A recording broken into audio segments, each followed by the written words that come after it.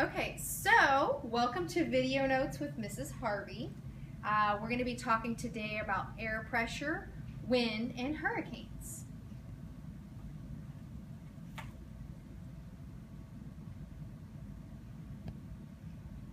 Okay, as you guys know, if it's underlined, it's important. That means write it down. So while I'm talking, you can go ahead and write down what you see here.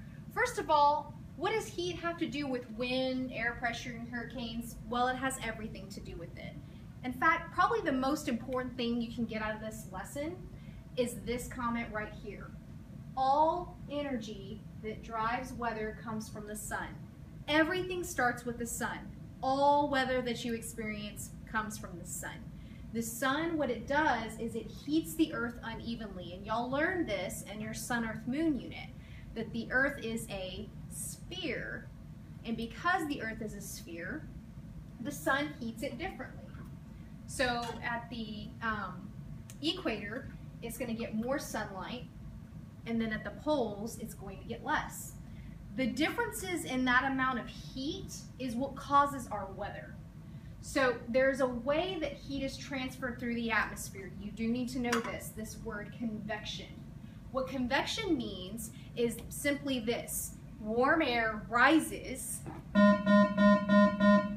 Teachers, please excuse this announcement at this time. Please dismiss all STEP team members if you have not already done so. Thank you. And cold air sinks. Warm air rises and cold air sinks. And when it does that, it creates this pattern. When the warm air rises, cooler air sinks and flows in where it just rose. So it's basically this process called convection, and that's how we get wind, that's how we get our weather, okay? Make sure you have all of that. When you're done, see these little arrows here are showing the different convection currents. The warm air rising, the cold air sinking. And then that just shows the different areas that get impacted by heat. Okay? More directly here and less directly at the poles. So what is air pressure? Air pressure, you may not feel it, but there's air all around you right now. And you would definitely be able to tell if you were in a vacuum sealed chamber where there was no air. Okay, so there would be, you would feel lighter. But since there's air all around you, it creates air pressure. Now, air pressure, there's differences in air pressure, and that's caused by the uneven heating of the earth. So where there's more heat and less heat, that's going to cause differences in air pressure. And what everything in weather boils down to is air pressure, okay? And what it basically creates is wind. So all wind is, and I'll tell you on the next slide a little more in detail, but all wind is differences in air pressure, okay? When there's high pressure and low pressure, basically the pressure has to even itself out, and I'm going to give you some examples in just a minute. Just FYI, air pressure is usually measured in millibars, and you will definitely can watch it on your weather forecasting. They will talk about air pressure a lot.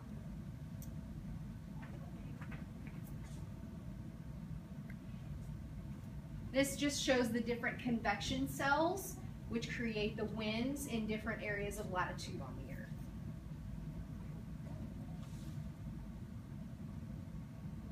So, obviously here, this is the only thing that's that you really need to write down, but basically, like I just said, air pressure is the force exerted on you by air particles, and the air is coming from all directions.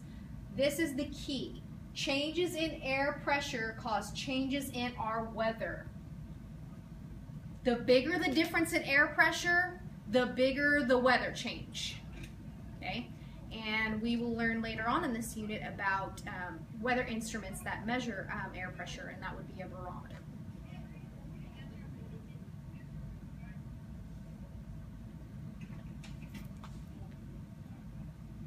So, on this chart, I want you to write down basically like a T-chart, where you have H for high pressure and L for low pressure.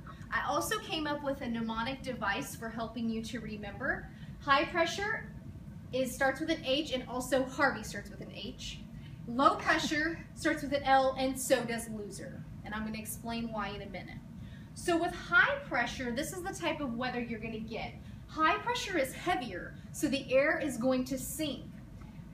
You don't necessarily need to know that it's going to go in a clockwise direction, but it's going to come with fair, dry, cooler weather, Harvey weather, the kind of weather where you can go out and enjoy yourself and have a good time. High pressure is really kind of cooler and drier weather, so that's the kind of weather you want to see the big blue H's on the weather map. That's the good sign, unless you're somebody who likes the rain, and then you would be looking for the L, the red L for loser. On this one, because the air is not as high pressure, the air is going to rise, and it's going to bring with it cloudy, stormy, and generally warmer weather. So this is like loserific weather, okay? The kind of weather that you don't want, I mean, unless you plan on staying inside reading a book. So H is for Harvey, cool and dry, like my armpits, okay? L is for loser, which is cloudy and stormy and warm and murky and gross. That's a good way to remember it, okay? And like I said about the clockwise, counterclockwise, I don't really care that you know that so much, but you do need to know what high stands for and what low stands for. Questions? I didn't think so. So, anytime you have a high next to a low, something incredible happens. Well, not really. It happens all the time. It's called wind, okay? Anytime you have a high pressure system next to a low pressure system, and that's what this H and this L stands for, is pressure. Remember, H for Harvey and L for loser, okay? So you see on this side we have higher pressures, 1012, 1008, 1004, that's in millibars. Over here we have lower pressures, 984, 98, 982. What's going to happen is the high pressure is going to seek to go to the low pressure, okay?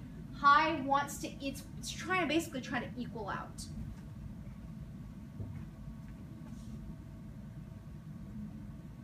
Now let's talk for a minute about hurricanes. Hurricanes are areas of extremely low pressure, very, very low pressure, okay?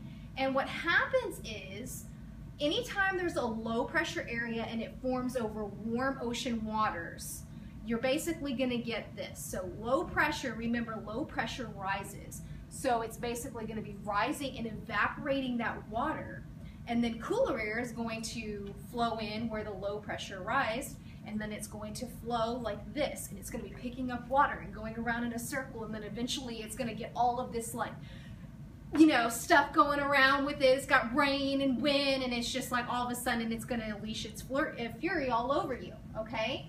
So very, very low pressure, and they form over warm ocean waters, and it evaporates all that rain, and that's why hurricanes are full of winds and rain.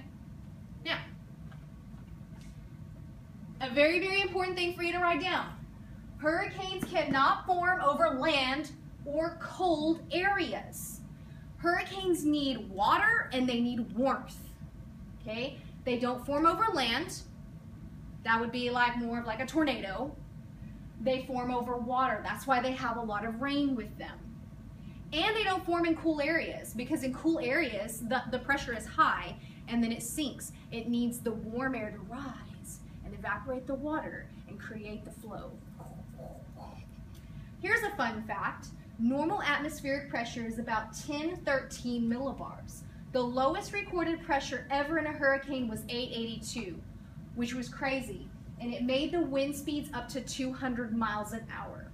So basically, one fact that you can learn is the lower the air pressure, the faster the winds in the hurricane. It's going to be very hardcore.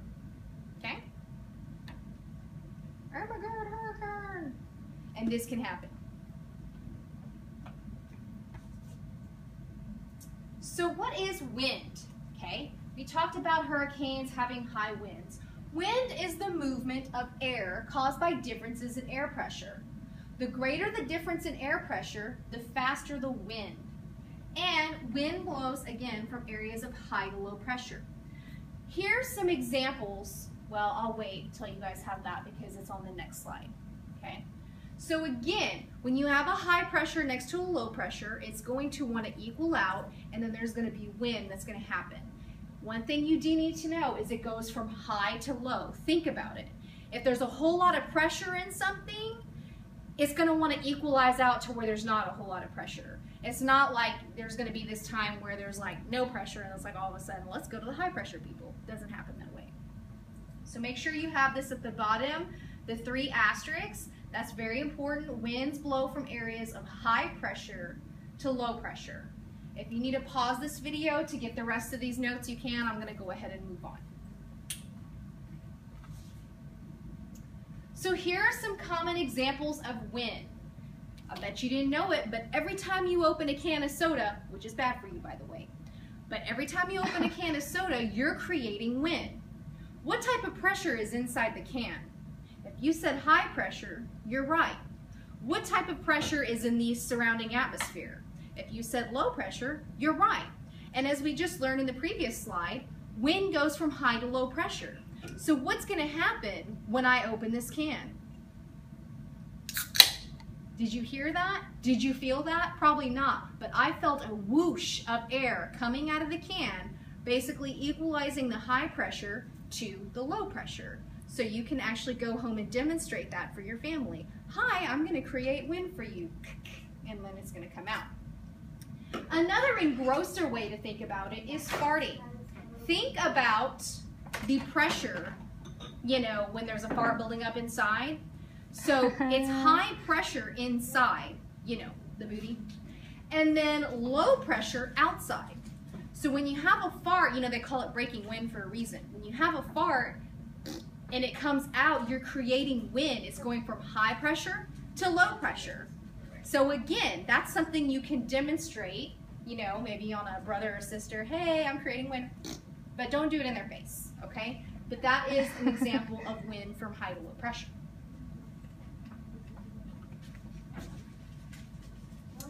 Now, there are some winds that are created globally. So we have this globe here. The combination of pressure belts and the Coriolis effect, which we've already talked about, cause global winds. You don't really necessarily need to know these, but if you want to write it down, that's fine. There's polar easterlies, westerlies, and trade winds. What happens is basically the differences in air pressure kind of blow in the same direction, and so you can always count on certain winds being in certain directions.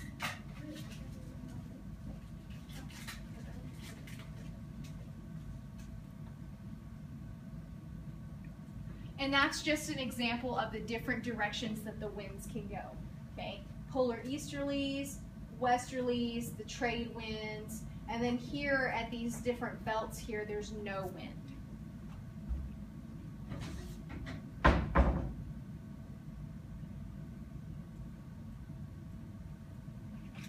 Okay, those are global winds. Those happen all the time. Local winds happen on a daily basis. They're generally move short distances and can blow in any direction. So those winds are usually caused by changes in the weather, changes in the amount of sunlight that we're getting, and also by geographical things like, are there mountains present? Is it plains present? What's there? So local winds are not to be confused with global winds, which happen all over the globe. Okay, local winds will just happen here. So sometimes there will be no wind, and then sometimes there will be high winds. So anytime you're outside in high winds, you can say, wow, there's a big difference in air pressure right now. It must be really high over there and really low over here because the wind is blowing in this direction.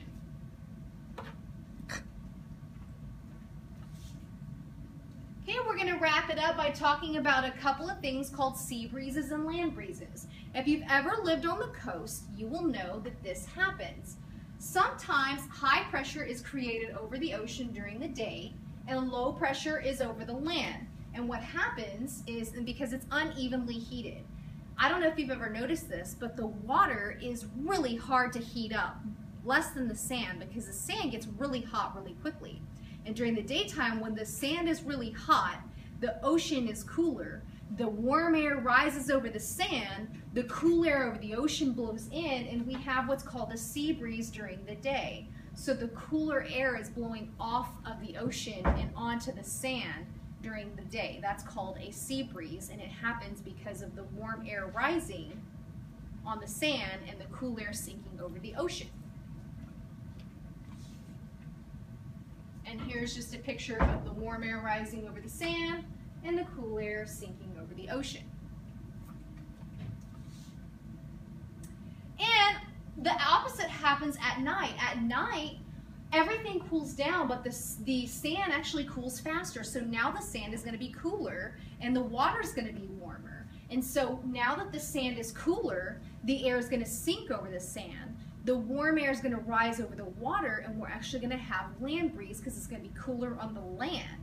So you could actually test this if you're, you have a beach house. You could put like a windsock out, and you will notice that from daytime to nighttime, the direction of the wind will change because of the differences in the unequal heating in the land and the water. So this causes wind to move from the land to the ocean, creating a land breeze. And now you can see the arrows are going in the opposite direction during the nighttime. So I hope you've enjoyed our lesson today on air pressure, wind, hurricanes, sea breezes, and land breezes. If you have any questions, please feel free to see your science teacher, and have a great day.